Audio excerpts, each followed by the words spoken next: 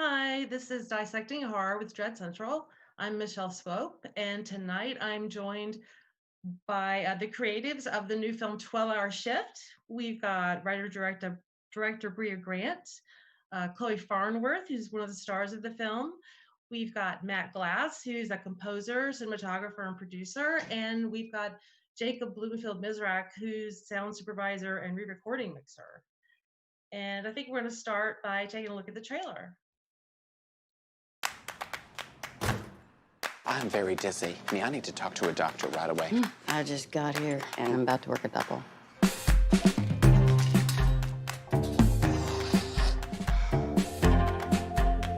Someone expired in the ICU. The coroner just left. I have another idea. Well, look at you taking initiative. I like my initiative too. This is good to go. Is this a joke? You lost thousands of dollars worth of organs. If I don't bring him a kidney, I'm dead. I can still get you a kidney. You kept all the organs inside. How dead are you? Perfect.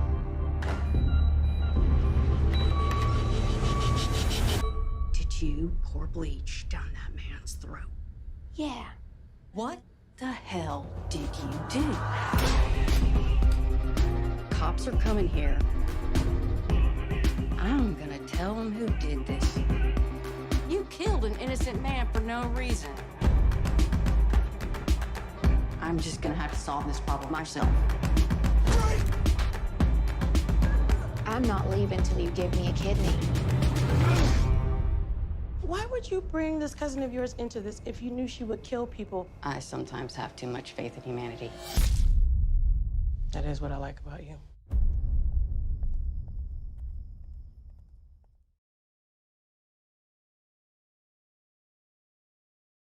First, I want to start by saying congratulations to Bria and everybody. I know you guys won Best Screenplay at Fantasia Fest. Thank you. You're welcome. So awesome.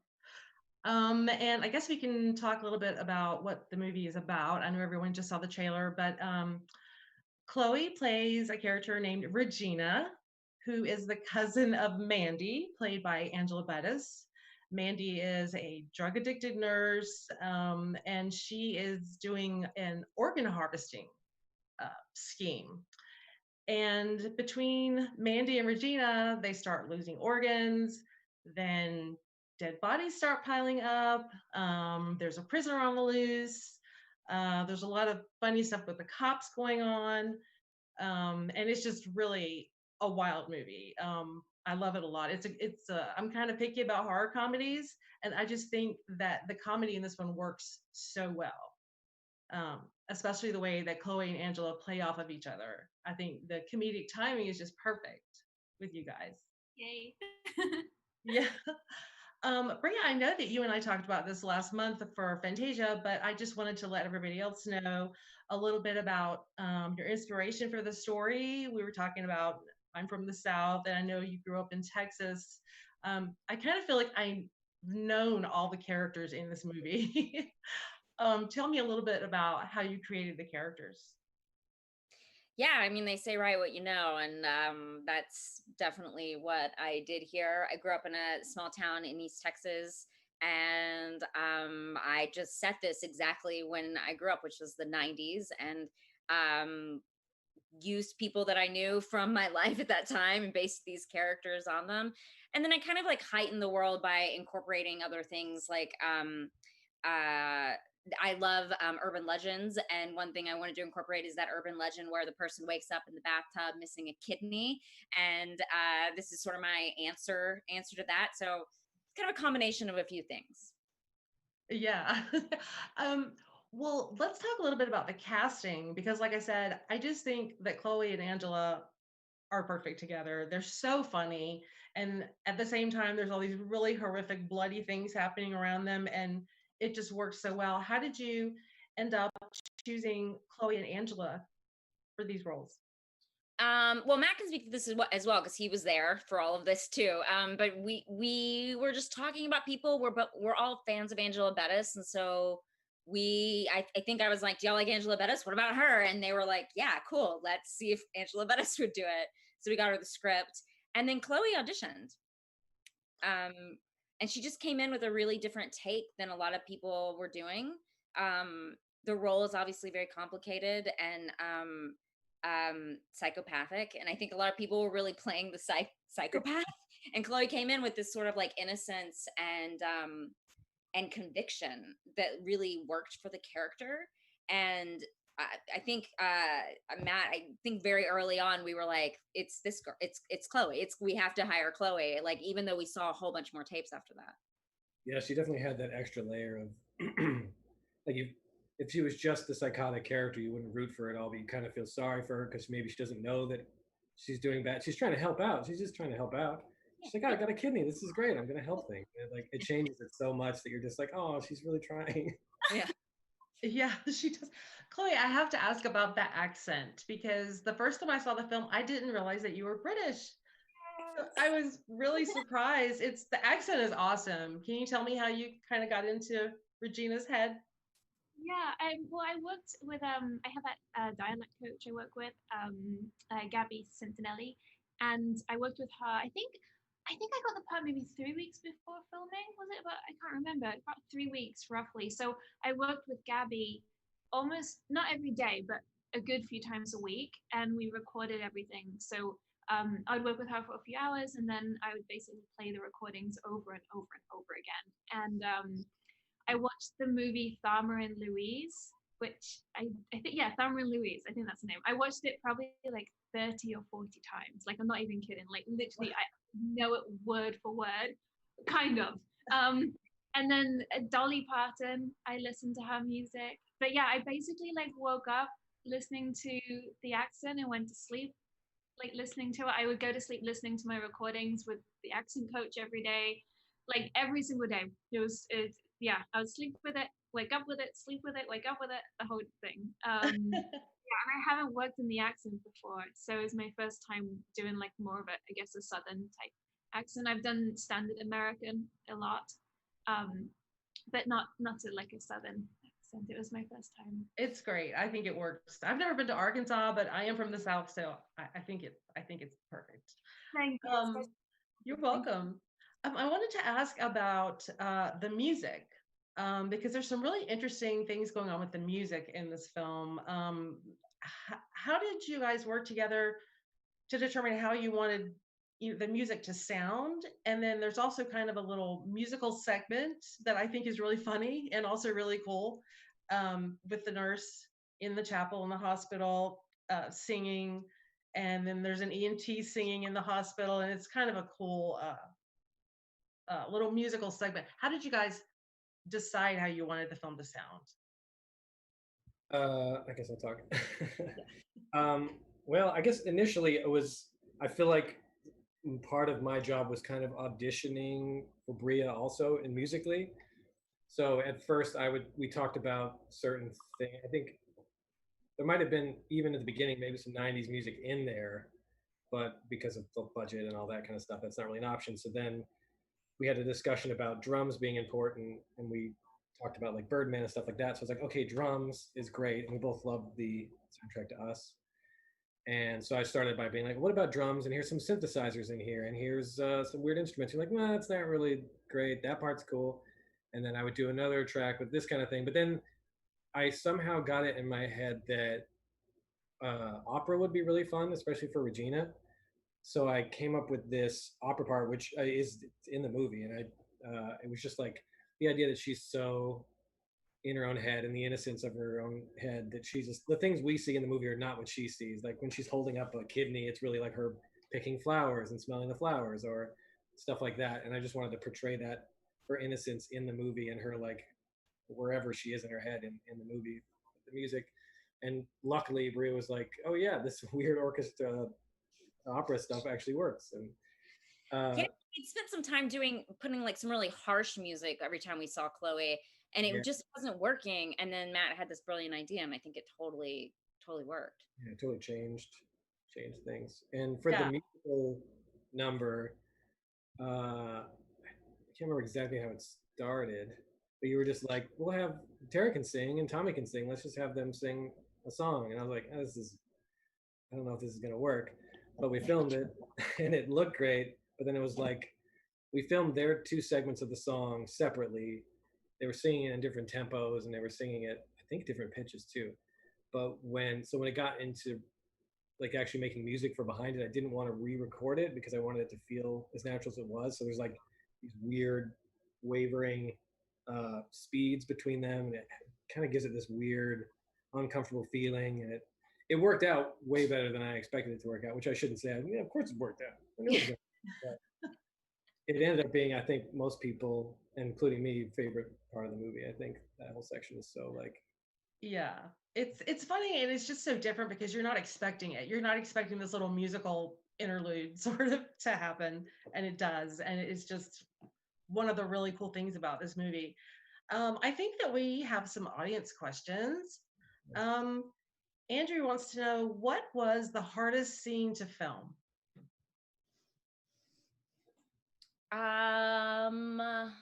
Well, Matt's also the cinematographer, so he can speak to this as well.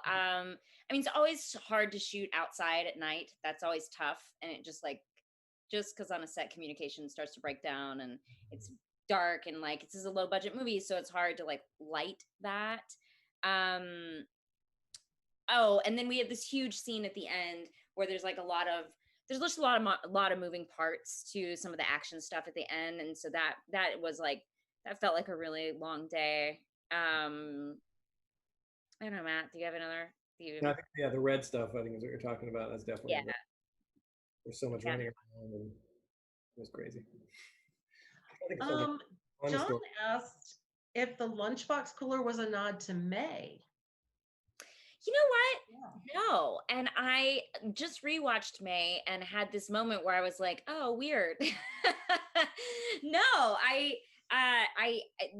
there are no nods to May in this movie, although it's a little bit of a spiritual sequel, because it involves body parts and it has Angela Bettis. But weirdly, I have another movie I wrote that comes out next year called Lucky, and the main character's name is May, and that is a nod to May. I just didn't have any actual nods in this. I also have to point out, by the way, we have Jacob who did sound, and that dance, there's the dance thing in the musical part involved him quite a bit, and there's a dance part with Tommy that was a little complicated for us. Yeah. Because Tommy, so my whole thing about this movie is I'm like, if you're bored, wait like 20 minutes, there'll be some sort of musical number that you can like be entertained by. And there's this dance part with Tommy, and Jacob, I don't know if you remember this, but we had trouble with it because the way it was edited and the way the footsteps went with the music. Do you remember all of this? Yeah, sure. And there was a different song that was a placeholder. Right. It was at the last minute. Are you allowed to say what song it was going to be? Yeah, that's so weird. Push It, right? Yeah, it was Push It by Salt and Pepper. Oh, yeah. I can totally see that though. To that, oh my gosh. And he's literally dancing to Push It on the day. He danced to Push It, and so his rhythm was to Push It. But then Matt had this song that really worked because we used a song that you already had written. We did. Yeah, we used a song that I had, and that's not even the song that's actually in there now either. Right. Right. We replaced all of his footsteps to basically work better with the song. Yeah, because the editing, like it was complicated, and the footsteps sounded weird, and we had to like it. I just remember that being like a complicated sound moment for the dancing stuff. And hearing if you took the music out of it and just heard Tommy's dancing with the footsteps, it is the funniest thing in the world. To just see somebody dancing and not hear. I just remember that mixing and part. The footsteps are like, yeah, squeaking feet of a guy silently dancing. It's great. Well, I can totally picture it and hear Push It though going with it because that's so crazy. Yeah. Yeah. He's like dancing like he's in Push It. It's great. Oh my gosh, that's crazy. Let's see. Jacob wants to know the film supervising sound editor, I guess Jacob, and re-recording mixer. Was there a specific scene in the film that created any challenges? Well, we just talked about one, I guess, but was there anything else? From a sound perspective, I guess. That was one of them, but the thing I appreciate most about the sound design for the film was actually the vending machine, because it was such a like subliminal character in the film that these like nefarious actions are always happening standing around this hilarious vending machine. And so we did a lot of additional sound design that is pretty much all subconscious, but we used electromagnetic microphones to record various electrical sources to get this like very ominous buzz and humming sound.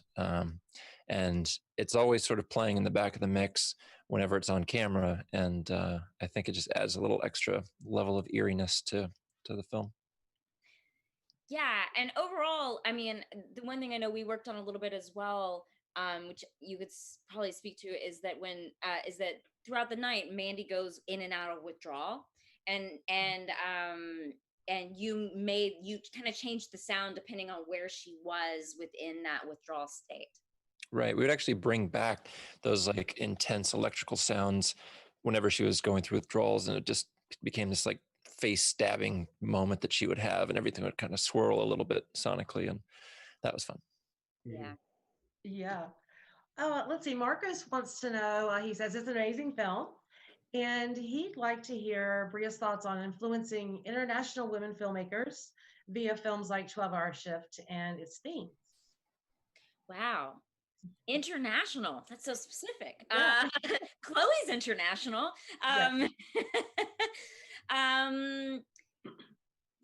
Like who I'm influenced by, or am I who? What is the question exactly? He wants to know your thoughts on influencing international women filmmakers. I guess influencing other women filmmakers. Yeah, I mean, it's interesting, especially like, I mean, the location is very specific to this movie, and I think very important to the writing and the characters. I mean, I think that is, so it's interesting to think about people watching it elsewhere. I know we're about to play in England and Norway and a couple other places overseas, and I hope that people get the subtlety of the difference between like American South in the 90s versus like maybe New York or somewhere like that in the 90s, or even like West Coast in the 90s. And I hope people are inspired by the movie. I mean, I think everyone has a really cool story to tell, and different perspectives are really important. And what's interesting about filmmaking right now is we're getting to see all these different perspectives because there's more different kinds of people getting into filmmaking, specifically women and people of color. And hopefully this will encourage people to tell a story they feel like they're able to tell.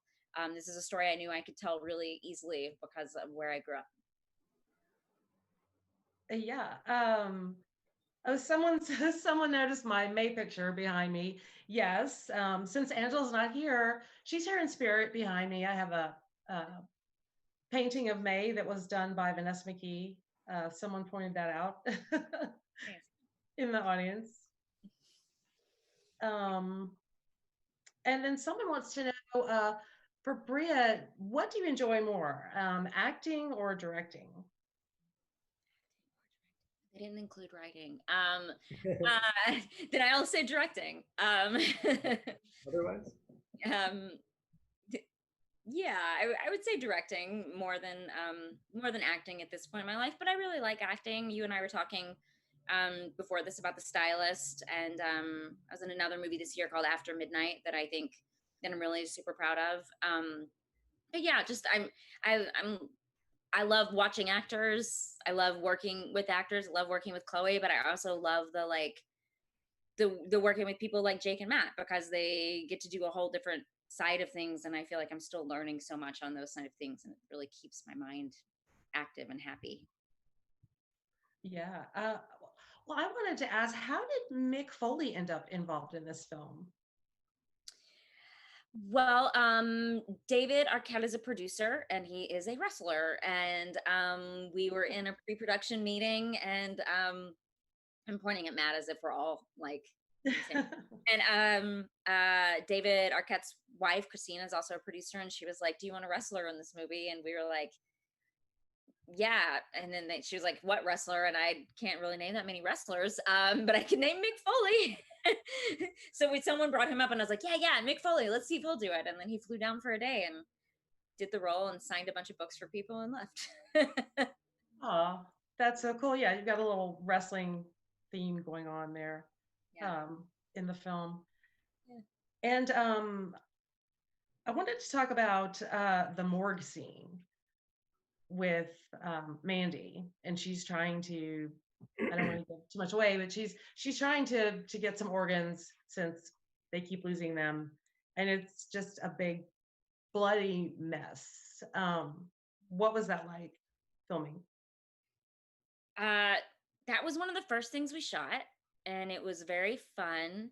The guy who's playing the dead body is actually the head of the bank in Jonesboro, Arkansas. He was very excited about playing a dead body.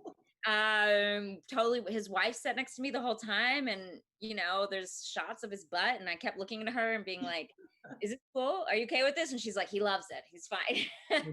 So bless him for sure. And yeah, it was super fun scene to shoot. We it's actually a kitchen that we converted to look like a morgue. And the major issues we had were that everything was reflective, and that's a problem when you're shooting a movie, because we kept seeing things in the reflections, but we were able to work around it for the most part. Yep. Yeah. Well, let's leave a question. I'm sorry. And there was some breathing we had to get rid of from the dead body at one point. I generally don't breathe, I've found. Yeah. I was just reminded in that scene when she's supposed to get some blood splattered on her, we couldn't get the mechanism to work, I guess, and so Jordan, one of the producers, did it. We just breathed blood through a straw. It's a hard sentence to say. And he's like, "It's gonna get all over your clothes. I'm really sorry." And she's like, "That's fine. Everything's gonna be great." And then when we called action, he blew it, and it went just all over her face. And he was just like, "I'm so sorry." And it was day one. Yeah. And he just blew blood all over Angela Bettis. That's kind of awesome to be able to say that you did that. And there's also like things that you don't think about, like sound wise for that room in particular. Like I know like there's like a chair that gets pushed against the door, and there was like rollers on the bottom of the chair, and like instead like Jake added like a scratching noise, and then also added like Kate Williamson's character running down the hallway when he hears the noise, like things like that really made that scene work a lot better. Yeah, absolutely. We have a question for Chloe. Someone would like to know, is it more fun to act in horror movies than in other genres? Well, they're both really different, I think. I think it's they both have their like good things. So I like both of them. I mean, I feel like horror you get to maybe run around more and play more out there characters, and then with drama, normally they're not, but then they can be. I guess I like both. Both. I can't say either. I can't pick one or the other. They're both great. Well, while we're talking to Chloe, can we talk a little bit about Regina's style? Yes, her clothing style, or just her style in general? Well, yeah, kind of all of it, because it's actually kind of awesome. I mean, since I grew up in the South, it's familiar to me, I think. But yeah, how did you guys come up with her look? Like the way she dresses and the way she carries herself and all of that. Well, I guess the costume department got some really great costumes. They had these, I think I wear it's like the jeans, the pants, they're super low rise, where they sit right on the hips, and they're so low that it's like almost too low. Like, so they brought those out, and I was like, yes, 100%, that it has to wear those. And then we had this like white kind of fur jacket, and then the pink crop top. So they did a fantastic job on picking up like costume ideas. And I guess the way she kind of carries herself, I know I always had this kind of picture of her like, being this kind of innocent, she can walk, but she can't quite walk, like a stumble, like a wonky walk. So I wanted her to not be like fully clumsy, but a little bit. So yeah, I always like worked on the physicalities a lot, and kind of like these like twitchy face movements she does, and like a little bit of crazy eye, which I think I did in the original auditions. I think I put all of those in, and and then I think we went along with it. So yeah, it was fun to do. Yeah, I actually love the way she walks. You're right, she's kind of clunky and wonky, and she kind of it always has a rhythm Yeah, to it, you know? yeah. Like like she never learned how to actually walk, and she's kind of just taught herself and gone along with it, and she's just like this, okay. And she's wearing these big heels, so it makes it even more funnier, but not trying to be funny. It's just how she is. It's a bit of a baby deer situation. Yeah. Yeah, that is what it looks like. Yes. Let's see. We have a question for Jacob. You recently had another film come out, You Cannot Kill David Arquette, which I've seen and loved, which is a documentary. And they would like to know, is your approach any different to a documentary than it would be to a scripted project, like 12-hour shift?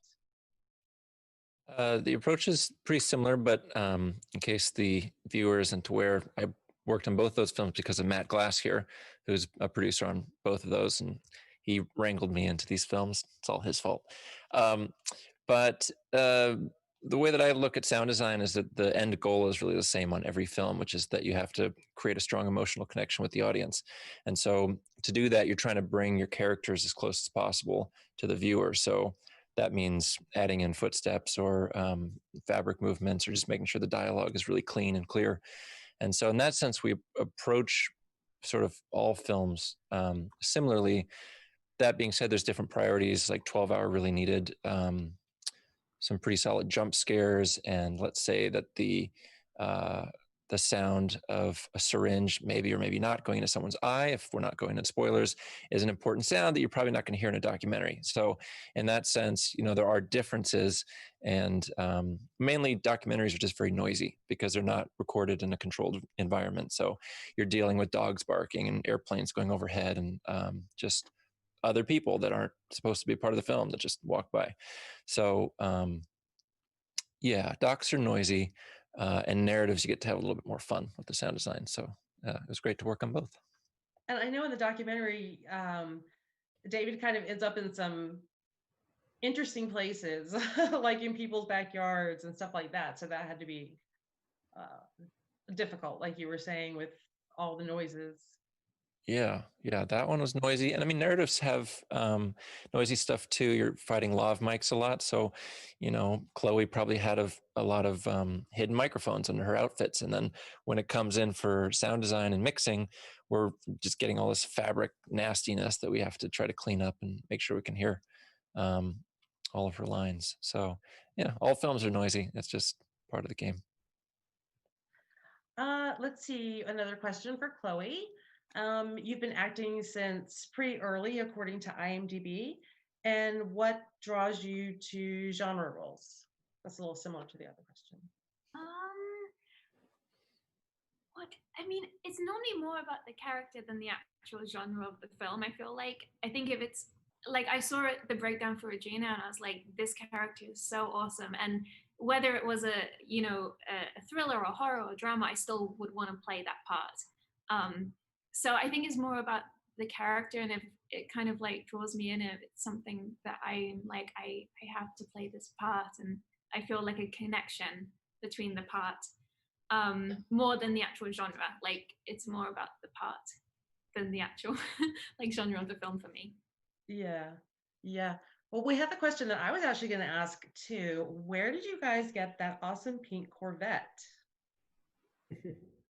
So that was Tara Perry, who plays Dorothy. She's also one of the producers on the movie. Her dad knows a guy who has like a car body shop, which we also used for where Mick Foley's shop is, and he had this great Corvette. I think it was him, right? Mm-hmm.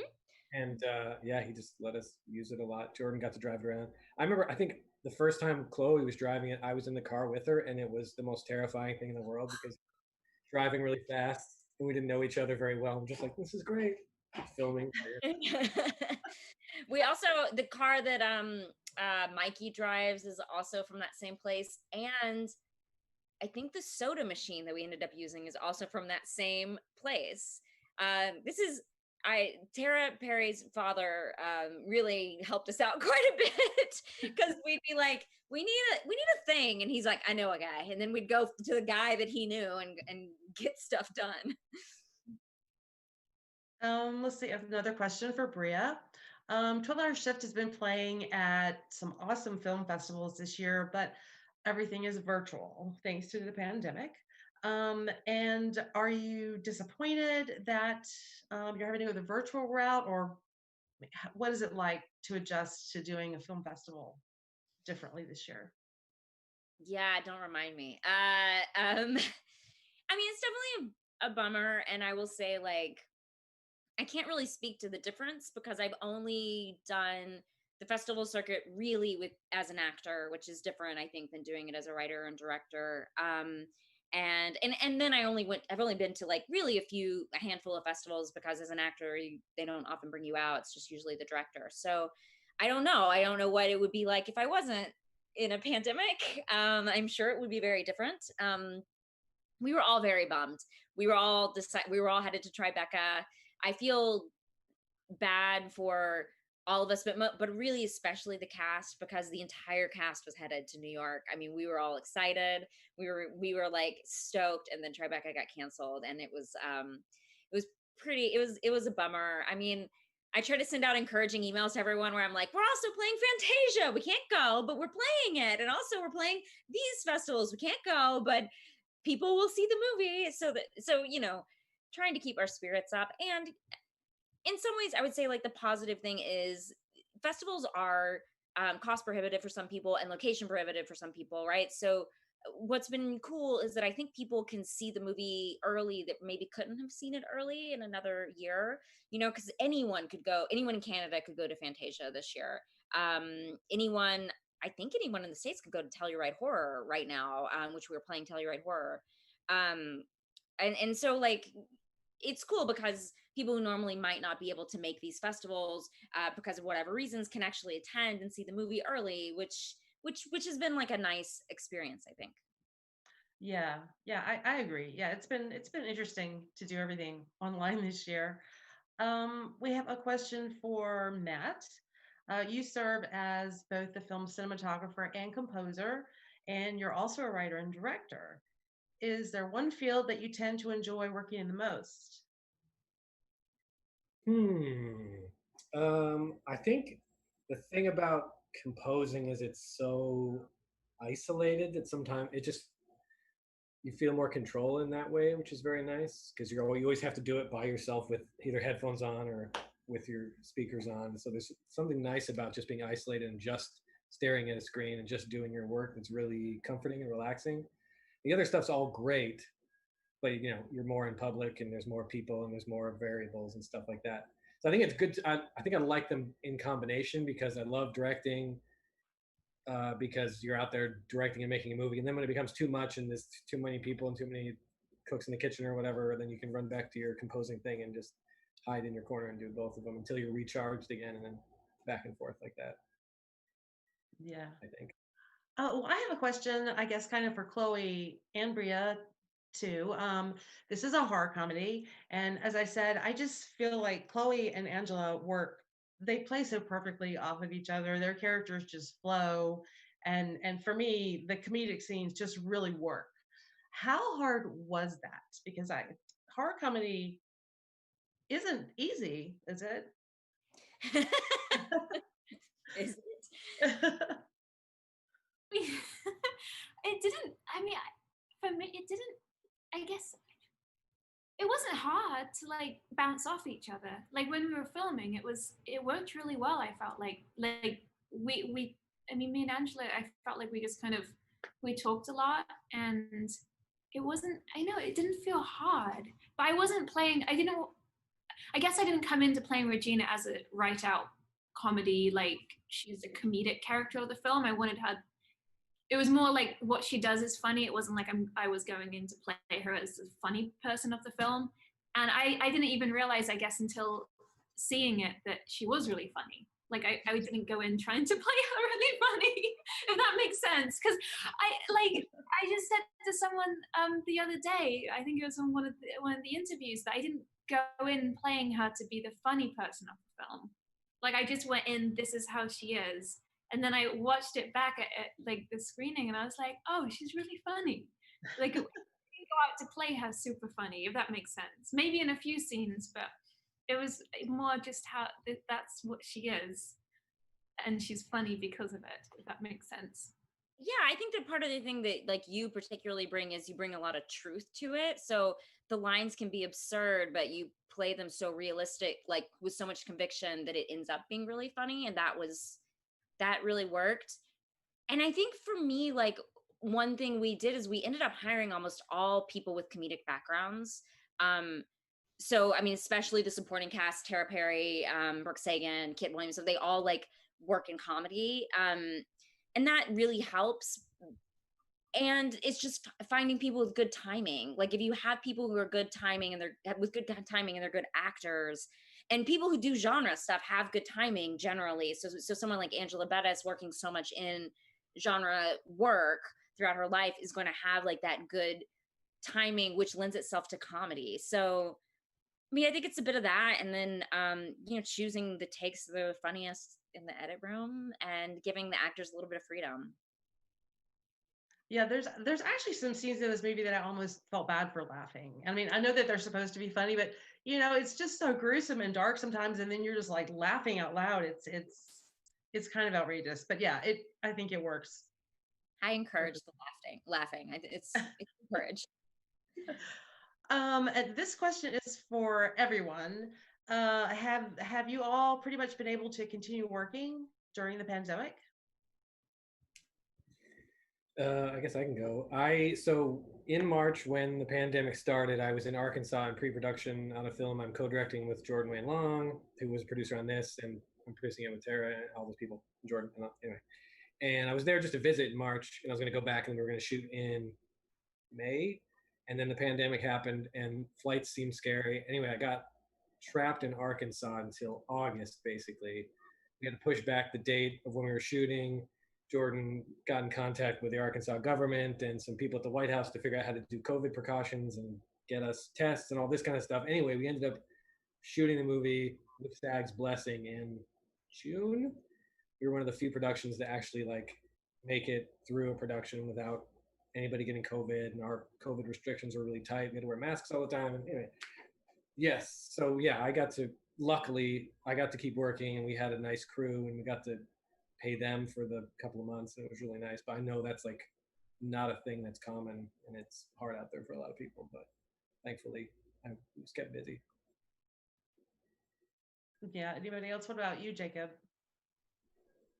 Yeah, it's been interesting on the day one of the shelter in place in California, because we have 4 studios, post-production studios that we mix out of. So I had my entire team of engineers hop in their cars, and we basically pillaged our own studios and just took speakers and recording equipment and microphones and instruments, just took it all home so that we could work remotely for the next 6 months, because we didn't know what was going to be possible. And so we basically built 4 home studios so we could keep mixing films and sound designing and scoring and stuff we do too.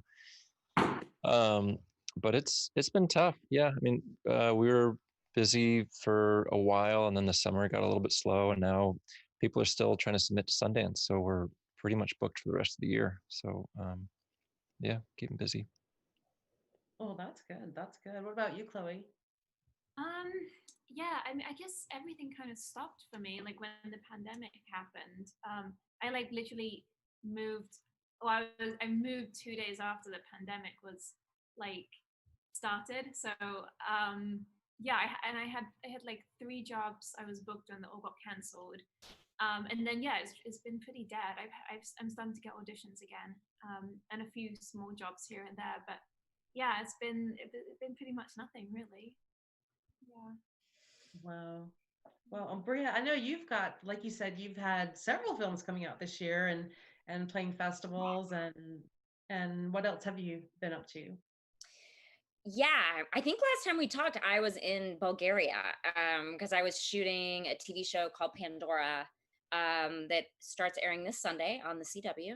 I directed a couple episodes for them, and then I was fortunate enough to do some some pilot work, and then I was in a virtual writers room. That's like the one thing I feel like they could really keep going during all this. So I was in like a Zoom writers room for Kit Williamson, who plays the cop in the movie, for his new show. He created a show called Eastsiders, and this one's called Unconventional. And we're supposed to start shooting in about a month. But we were able to do the writers room over, Zoom, which was really nice, but also like so hard. So hard to do anything over Zoom.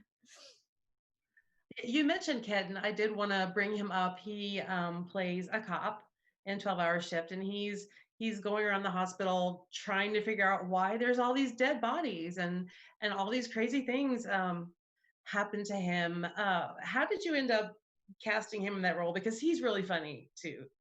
He's so funny, and it's gotten like dark on my end. I realized I was relying on sunlight and now I don't have it. He's so funny, and he doesn't often play funny like that's, but I know him. We've known each other for about 10 years. So I know he's very, very funny. And like I said, he stars in this show that he created called Eastsiders, which is on Netflix. And I think I said that. And he plays kind of like a serious, like hipster living on the east side of LA. And when this came up, he's from Mississippi, so I knew he could do the accent. And it just felt like a really good role for him. And it's nice to have like someone I've known for so long there, because he can give me advice, and I know I can rely on him to show up and do cool stuff.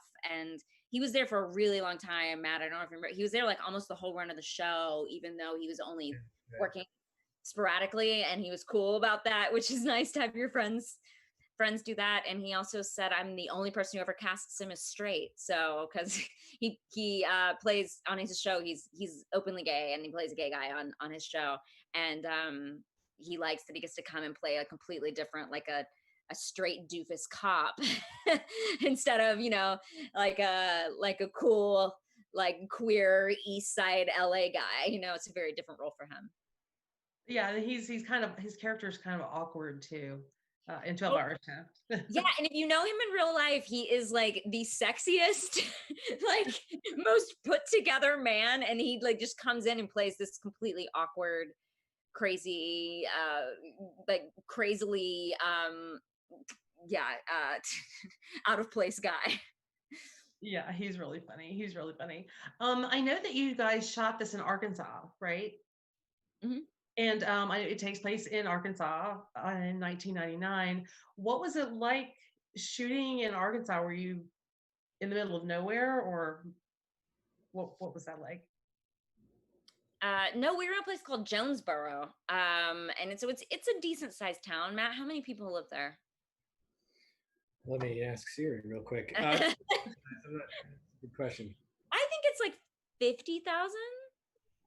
Probably, maybe it's more. I have no idea. So it wasn't the middle of nowhere. It was a town. It may have been a culture shock to Chloe to be down there. I don't know. Yeah, I mean, it's a little town. I mean, it's bigger than where I grew up. Like where I grew up in England, it was like maybe 20 people lived there. It was middle of nowhere. So it was a good size for like what I'm used to back home. It's fun because you get like to know the town, and like I literally on Instagram a couple of days ago, someone DM'd me and they were like, "I was your Uber driver in Jonesboro," and I was like, "Oh, I remember you," because they only had like 4 Uber drivers, like there wasn't that many. Yeah, I knew the names of all of them by the end of it. I was like, I know you, I know you, I know you. Yeah. And the hotel was right next to the hospital, so most people just walked to set every day. It was pretty interesting. Yeah, it was really nice. Oh, wow. And someone in the audience would like to know, what have been the craziest reactions to 12-Hour Shift so far? Like, I mean, it hasn't started any like organ selling sprees, if that's what we're looking for. Not yet. People have been really excited about it. I think sorry, my dog is wandering around. I think that it's fun to have it come out right now because it is a fun movie and people are kind of looking for fun, lighter, comedic fare during these dark times. And then I think also, I mean, one response we've gotten a lot is people were like, you didn't know the pandemic was going to happen, but you wrote a movie about nurses and like how hard it is to be a nurse. And we could not have predicted that for sure, but it ended up being nice to be able to have a movie that feels kind of relevant. Yeah, and it is really fun. That's one thing I love about it because it's so much fun. You can just, watch that and for 90 minutes or whatever, just kind of forget all the depressing stuff that's going on right now. So I would definitely recommend that people check it out. I know it's coming out on VOD on Friday.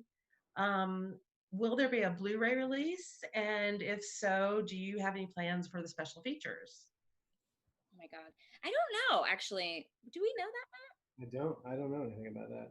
We don't know if there'll be a Blu-ray, but I do really, and Matt already knows this, I want to do a special feature where it's just the other nurses and like Tom DeTrinis and the supporting characters doing a commentary about what's happening. Like I want them to explain what's happening throughout. I thought that would be really funny.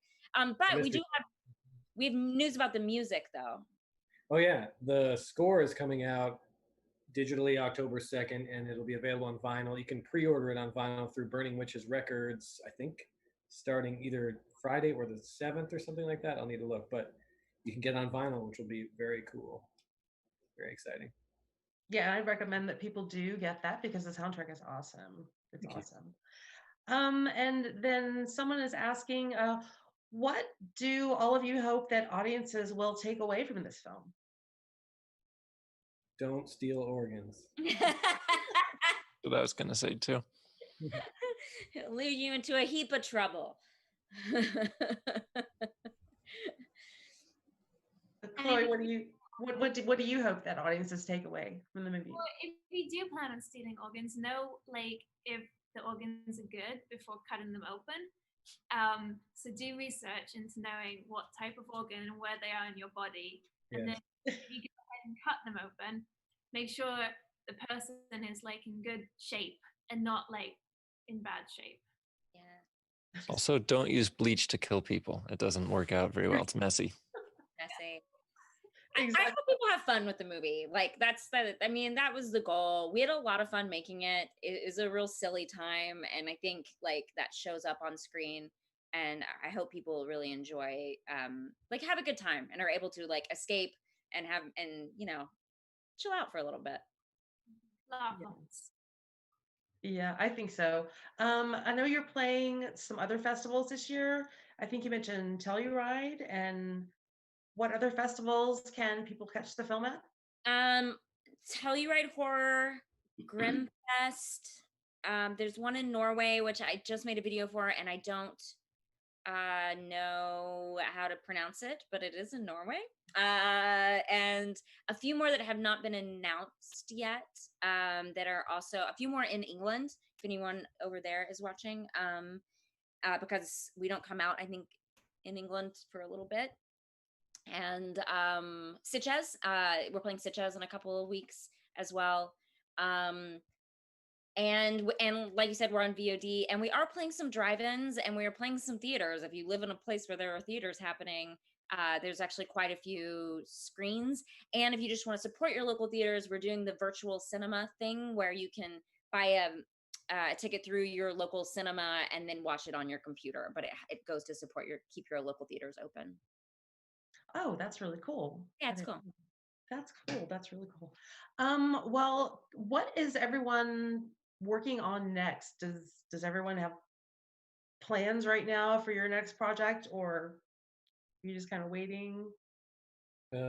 So I'm in post-production on that movie Ghost of the Ozarks that I said that me and Jordan directed, and then I got to start doing the score on that soon once we get through all the fun editing process that Bria knows all about.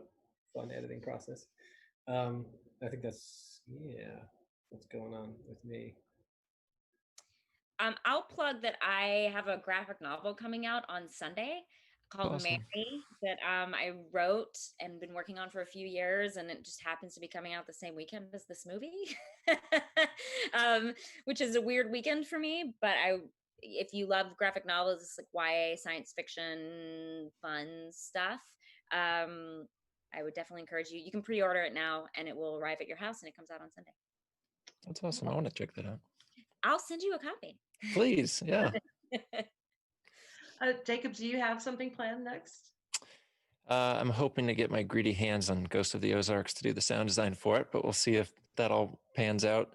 And I'm scoring a Netflix travel show about saunas, which is actually really fascinating. It's probably can't talk about it too much because it's not released, but it's pretty cool. I had no idea how every country has such a different take on sauna, which apparently is the proper way to pronounce it, which I always feel very, very pretentious saying.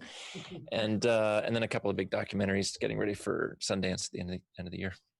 Also, you have to plug Crypt Camp because it is very good, and you love it. Thanks. Yeah. Crypt Camp's amazing. It's not upcoming. We finished Crypt Camp, but it's on Netflix. You can go see it. It's shortlist for nomination for the Oscars this year. So just go see it. It's a good one. It's in my watch list. I promise I'm going to watch it. It is amazing, and the way these people get like radicalized, it just really blew me away. And just how recently, like I didn't realize how recently the ADA got passed. Anyway, it's amazing. Equal parts heartwarming, but also you're going to feel like there was a whole chapter of high school that you missed. There's just so much education in it that I had no idea, and I should have. But I'm definitely going to check that out. Awesome. What about you, Chloe? What are you working on next? I'm auditioning, so I'm excited to see what's next. I don't know. She was just in a music video for me, so we'll have that coming up. Yes. A music video? We just shot a music video. Oh, wow. That's exciting. That's really exciting. Delicious. Whose music is it? It's a band called Cadeau, and it should be out like in a week or two. We just shot it like last weekend. Sweet. I want to see that too. They're friends. Yeah. We got friends. Well, at least everybody's staying busy. I know everything's weird. We're doing everything over the computer now, and everything's just super weird. But I think that we're almost out of time. I don't see any more audience questions. Well, I really, really appreciate everybody taking time to get together on Zoom tonight. Yeah, of course. It's been great to be here. Thanks for having us. Yeah. Awesome. And 12-Hour Shift will be on VOD this Friday, October 2nd. Make sure you see it. Please do. Yeah, and I think just waiting for instructions from the tech. I'm very dizzy. I need to talk to a doctor right away. I just got here, and I'm about to work a double.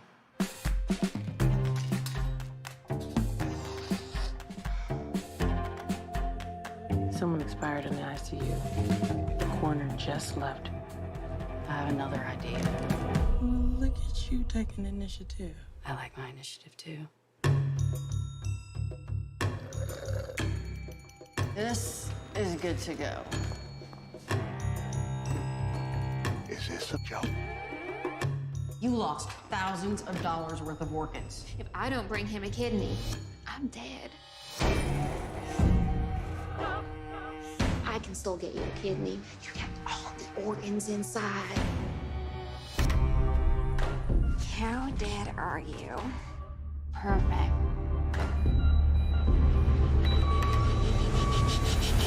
Did you pour bleach down that man's throat? Yeah. What the hell did you do? Cops are coming here. I'm gonna tell them who did this. You killed an innocent man for no reason. I'm just gonna have to solve this problem myself. I'm not leaving till you give me a kidney. Why would you bring this cousin of yours into this if you knew she would kill people? I sometimes have too much faith in humanity. That is what I like about you.